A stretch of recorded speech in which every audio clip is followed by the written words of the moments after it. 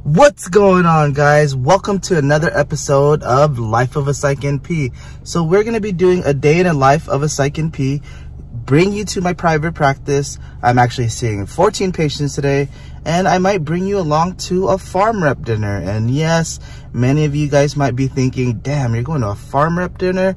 Do they pay you? Do they bribe you? And no, they don't. But I'm definitely going to bring you to one, and let's see how this day goes. So without further ado, let's get started. Welcome back to another episode of Life of Psych NP. If you are new to this channel, let me formally introduce myself. I'm Darty. I'm a board-certified psychiatric nurse practitioner. I go over several different topics related to nursing, nurse practitioners, and specifically psychiatric nurse practitioners like myself, and I show you me opening my own private practice. If you are interested in any of these topics, feel free to subscribe. Make sure you give this video a big thumbs up and like this video because it helps me out so much. And follow me on Instagram at LifeofaPsychNP. So you're probably wondering why is my back seat so dirty? It's because I'm adding stuff to the office, and I'm excited to show you these stuff. And I think it's gonna be really awesome because it's gonna bring a new dynamic to my office, and hopefully it all works out. I know other offices already have it, but offices that I've worked in never had it, so I wanna try it out. So let's get started on our day.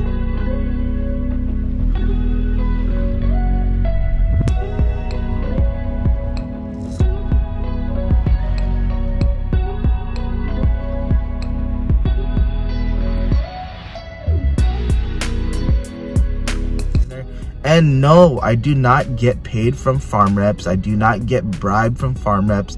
And some people think that having Pharm reps in your office or going to Pharm rep dinners are extremely bad, but you have to think about the knowledge they provide you. So I'm going to take you.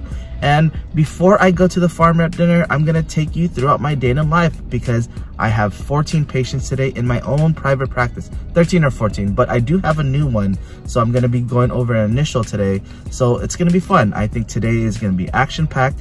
And if you can see all the boxes, I have new stuff for my office. So if you've already seen all of my videos, you know I have my own private practice, and you know I'm constantly decorating, changing things up. And I think the new office stuff are going to be extremely valuable for my practice, and I think it's going to set me apart from a lot of other providers. I don't think any of the practices that I've worked at has this, so maybe I'll show you what I'm going to do. But you want to make sure you stay tuned and make sure you subscribe because I'm going to bring you everywhere on where I'm going to be and how I'm going to start my own private practice. Well, I already started it, but how I'm going to build my own private practice. So enjoy, guys. As you guys can see, I have way too many things, and I'm decorating my office, and there's some essentials that I need that I don't necessarily have.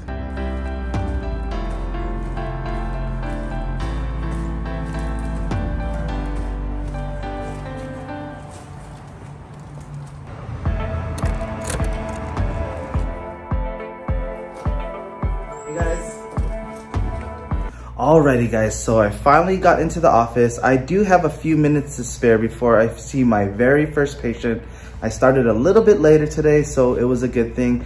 So I had enough time to go to the gym or actually work out, drop off my son, do all those things, and I'm finally in the office. But I wanted to show you guys a little changes I've made to the office, or the updates to the office, because many of you guys have been asking me if I actually put a TV there or put a picture frame there. And to your surprise, I didn't do anything yet, but I did do some minor changes, and I kind of wanted to show you those things. Alrighty, so here's the walkthrough. I don't think you guys saw this. I put a little table there. There's a plant right there. So I did make a change. I was originally going to do the TV like many of you guys suggested, but as I put the stand there, I was super excited, bought it, and I looked further down and boom, it's missing an outlet. And yes, I can have an electrician come out and kind of do its thing and put in a plug there, but I don't know if I want to stay here past a year or even 2 years, and it might not even be worth it. So kind of just did that. I added a plant here, added a chair here, probably gonna get rid of the chair, put in another room because I want to change up the chair color. And I added this So the rain machine, white noise machine, whatever you want to call it, I added that. So it's different settings. I think I like the rain. The white noise machine's pretty good. The white noise is pretty good. Summer night. But yeah, probably the rain. It makes it, keeps the office cool, and it makes it seem like it's cool in here, but I don't know. Who knows? And I also did some changes. I added our medication cabinet, so I keep my samples here, flyers, coupons, whatever I need to keep here. I keep it all in here. Ooh, new medication.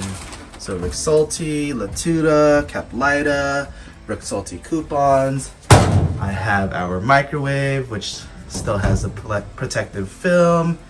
Yes, I'm Asian, so bear with it. And I need to get rid of all of these things, but for now, it does its job. So, my office really hasn't changed, so I'm not really even gonna bring you guys there. So one thing I do wanna change is because look at these doorknobs. Pretty ugly, right? I do not like it at all. It doesn't have a lock or anything like that, even though I'm not really gonna lock things, but pretty ugly. So what I did was I purchased these bad boys. It's hard to do with one hand.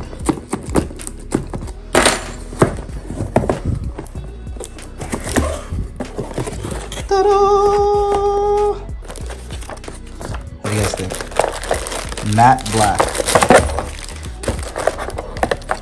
So these bad boys are gonna go here or here. What do you guys think? Which one do you like better? Comment down below which one you like better. I like the black ones. I'm excited for that.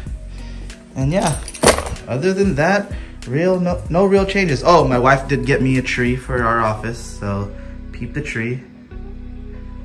It actually looks pretty good, especially during telehealth, because the camera's right there, and then you see this as the background. So it looks nice. And I added in books.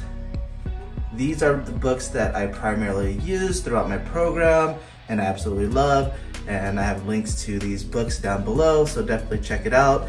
Oh yeah, a lot of you guys have been asking me about which book I should choose, especially if you want to look at labs. This is the book.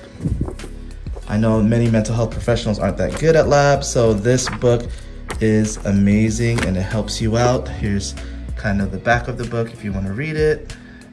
Pause it here, or just check it out, link down below. Or go to my website, LifeofaPsychNP.com, and it goes over a description of why I like it, and it gives you resources. But yeah, this is the office, and peep it. So in case you're wondering, this is kind of the view that my patients get when we do telehealth. So looks super professional, modern, and I actually really like the background.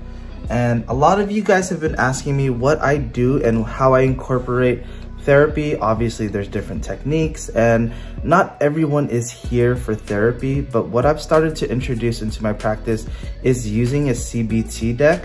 I think it's good, especially for the people that come into the practice. Even through telehealth, I'll pick a random card from the CBT deck.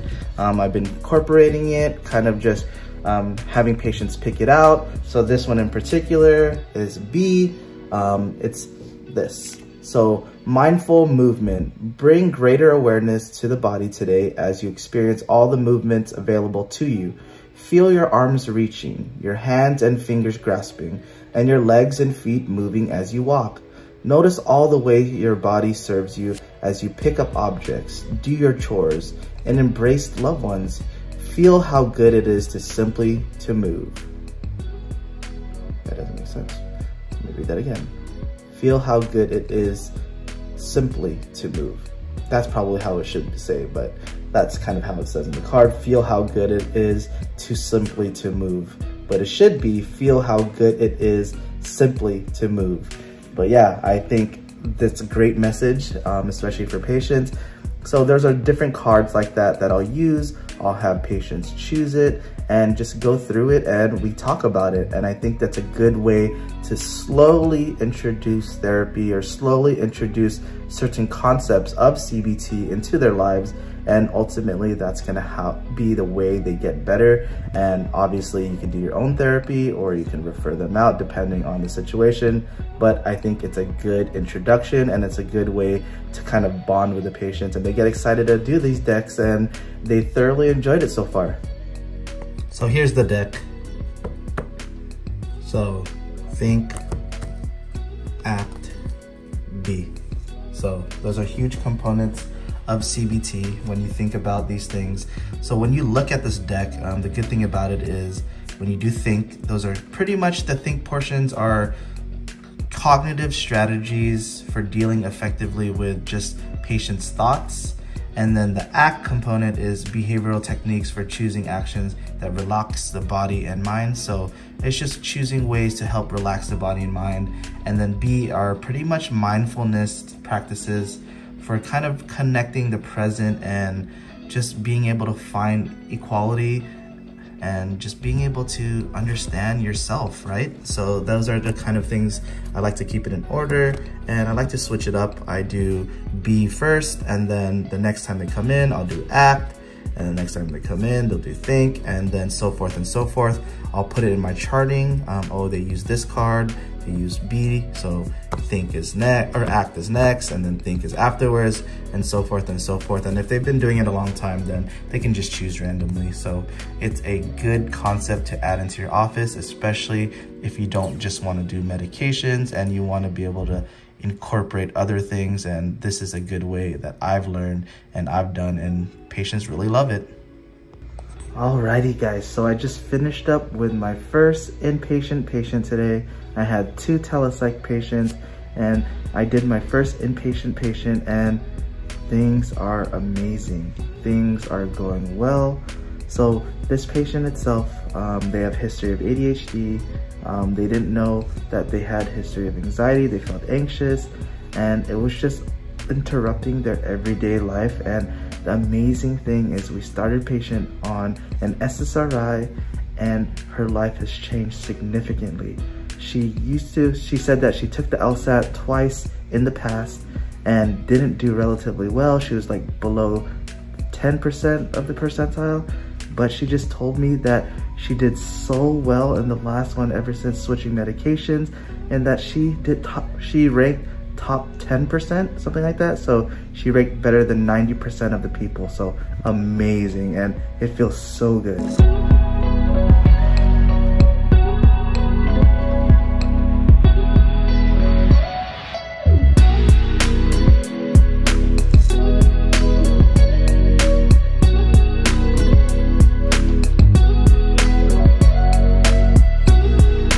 Well guys, I finally saw all 14 of my patients.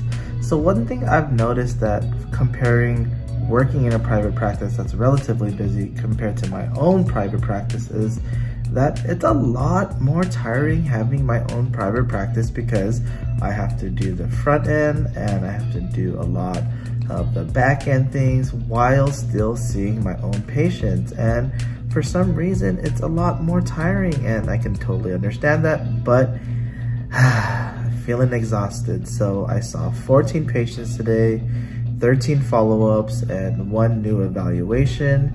And it seems like a lot of my patients are relatively stable and to the point where they may be able to come off of their medications. And a lot of you guys have been asking me, when is it appropriate for a patient to come off of medication? And there's nothing set in stone, but given evidence-based practices and what my preceptors have done, what my collaborating psychiatrists have done, they typically follow a general rule of once a patient is stable on their medications, we like to keep them on the medications for 6 months, and that's when we can start to gradually take them off of their medications. And say, for example, they're doing great, they're not having any issues, then they could remain off of their meds. But if you notice that they're gonna have another depressive episode or anxiety episode or a psychotic break or whatever the case may be, then we'll put them back on medication, see how well they do. But instead of 6 months stable, we like to look at a year stable. And typically after that year, once we can kind of normalize a lot of the things that they've been experiencing, reducing the stressors as much as possible, then we can start to wean them off of their medications. But say, for example, it ends up happening again, then typically speaking, we like to keep them on the medication for a lifetime. But like I said, everyone is different. Everyone tolerates medications. Everyone does well on or off of medications. Some people don't even want to go off of it. Some people want to go off of it as soon as possible. So it all depends on them. You have to tailor your treatment plan towards them. And obviously you want to be able to give your professional opinion, your professional advice when it comes to coming on or off of medications. And ultimately, you guys have to decide as a team. I love working in a team aspect with being able to involve the patient in their care and being able to utilize my education and evidence-based practice to help them out as much as possible. So that's my answer. Obviously, this is not professional medical advice. This is just for educational purposes. I would suggest looking at your evidence-based research, your textbooks, things like that, and ultimately deciding when you feel like is appropriate to take a patient off of their medications. And it's amazing feeling, especially when they're ready to come off and that they're successful off of their medications, and that's what I look forward to the most. Well guys, let's get out of here. I think it's ready for me to go home, get ready for the dinner. More than likely I'm just gonna wear this because I'm already in professional attire, not my scrubs. And hopefully you enjoy the rest of this episode.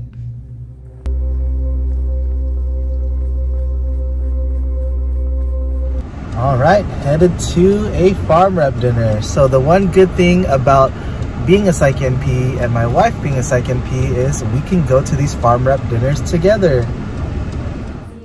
I don't want that. About systemic today. Systemic was FDA approved in September for the older person's disease, and so you kind of have to be careful. You're above 18, and as long as they have schizophrenia, you're on label. You guys establish housing for them. I mean, it's all They have limited insight into their deaths.